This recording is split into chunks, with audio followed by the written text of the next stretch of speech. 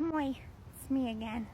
So this mindful message might start a war. Hopefully not, because I have good intentions, and I'm not promoting any one candidate, because today is your day to make your own decision. Hollywood, take a page from my book. Get out and vote, but choose who you vote for. It's not about the who, it's about the doing, I guess. Even though it really doesn't matter in the end. Irrelevant, let's keep it moving. So, this mindful message is what, in the next 4 years, whoever wins tonight, what could they really accomplish if they use their time efficiently and their resources effectively? What, one, should be their focus, and two, what can they really accomplish in 4 years that would be beneficial and life-changing for everyone, no matter what part of life you come from, poor, middle, rich, doesn't matter. So let's break down the most important. I'm not going to do them in any particular order. I'm just going to do the basic ones. And the biggest issue on the discussion board is border issues. No matter what side of the fence you are on, there's a problem with people coming in unchecked, causing bigger issues in our country. So we need to address that this presidency, regardless of who wins. So it's one thing to talk about it. Does anyone have an effective plan? I do, but I probably would never pass because I'm just a real ass bitch and I'm just going to sugarcoat it. One, Mexico needs to be held fiscally responsible for every head that crosses their border illegally. That cost to feed, clothe, and house them should be sent in a giant ass bill to the fucking cartel. Yeah, I said it, America. Because you know what? The cartel is the issue for everyone. Maybe people would stop running across their fucking border if some terrorist asshole didn't take over a country. I fucking hate being the world's police. But in this case, we share a border, and them coming over in hordes is causing a fucking problem. And if I send them home, you murderous fuckers will just shoot them, and I don't promote that either. So, the only way to get these fuckers in line is to take them out. The other problem is, in my opinion, and I'm allowed to have one, so I really hope I don't fucking get banned for this shit. America needs to stop funding the cartel and protecting them. Government, FBI, CIA, all of you who take a pay cut to turn the other cheek. Stop it. You know, there was another asshole way back in our fucking history that took over several countries, chased people out, picked on specific people. That little fucking asshole shitface was called Hitler.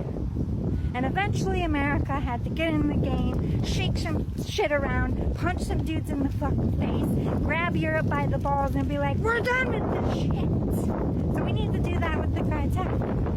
And, you know, that means doing the thing nobody wants to do. At the end of the day, we're spending money out of our buttholes for these people. So, problem number one, take out the cartel, rage a fucking war, make it really hard for Mexico, not just the cartel. The Mexicans need to learn how to step up and check their own fucking. We're gonna make Mexico a fucking example. We will help you take out your fucking asshole bullies, but at the end of the day, you're paying for it. You are paying for every head that comes across our border, because until you learn how to manage your side of the fence, we can't effectively manage ours. So if we're going to share our borders in a peaceful way, they need to do their part, and they need to be made to. And no other way people learn any better is by having to financially pay for something, and it's costing us in tax money. I would rather bill it to fucking Mexico, and if they can't ante up, well, we can also go across the border too, mother suckers. Time to put your boots on. I don't want to go to war in another country, but it's coming here anyway. You think the cartel is just going to stop? Be like, oh, I'm done with Mexico. They're going to try to come over here. So let's just nip it in the bud. Help some motherfuckers and make it a really big, steep fine for the individual and Mexico for whoever crosses the border illegally.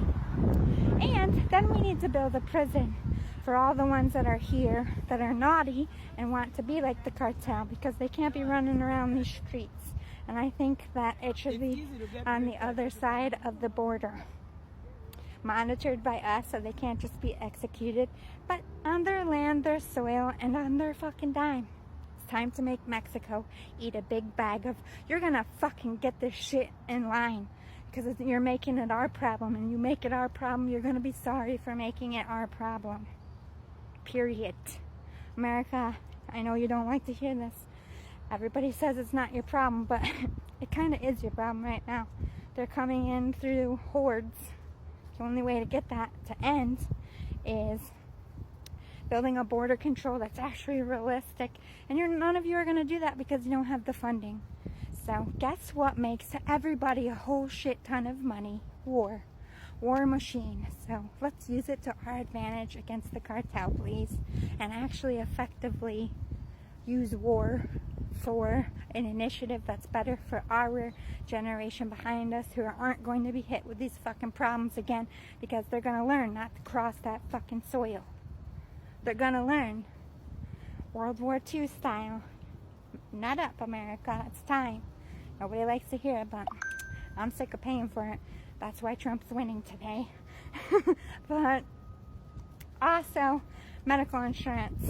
Not just medical insurance, it's astronomical. But if we make it all universal, by the way, this is going to be a part 2. Universal, it's going to be like Canada, where it's going to be 3 fucking years for a wait list. People are dying from cancer because they're not getting in the door quick enough. A universal medical system based on other fucking countries is a fucking disaster, because nobody has the sustainability. So we need to build the sustainability, and we need to lower the cost. Nurses and doctors need to have on-point equipment, and they need to have rules and structures in place for any other crisis that happens. We lost a lot of nurses. We lost a lot of people going to school for nurses because of COVID and how they were treated. It's still affecting us. We're outsourcing doctors. We don't have enough medical professionals in this country, and we don't have enough people going to school for it. That's going to be a real big problem. So we need to look at college realistically and our big deficit. We need dentists, we need doctors, we need teachers, we need police officers, we need firemen. These educations need to be made free. Maybe not forever, maybe 5-6 generations down the road, you cap it and like, okay, we got numbers again, we have a sustainability in our country, we don't have to outsource, so now we're going to have to maybe make you pay a little bit. But getting the essentials free would be beneficial to everybody. Kids aren't going to school because they don't want to come out of school $100,000 in debt. It's not fair to anyone. So that's something that they can actually change. They can realistically look at the cost of tuitions. You want to go to Harvard, you want to go to Princeton, fine, pay those prices. But SUNY schools should be free. Make it affordable, and people will go back to school, and people will have better futures with better educations. That's why other countries who put education first always have great business and great industrial markets, because they put an emphasis on education. Hence Japan and China. They are the biggest, most prosperous countries because education is in the forefront. You master your craft. It brings honor to your family in those countries to master your schooling, to make that a priority. Countries like ours doesn't make education a priority, and we're going to suffer for it. And our medical professionals have been suffering unfair pay, really long shifts, not having the appropriate equipment. This all needs to be addressed. We need to take into realization that there's going to be other health crises in the future. We need to mass stockpile resources so that we don't have those problems again. We take care of our nurses. Those are just part 2. We'll cover a few more topics, but those are like really big meaty things. And if you're liking what I'm saying, I'll see you in part 2. If not, it'll still be entertaining nonetheless. I will see you in a minute. Bye.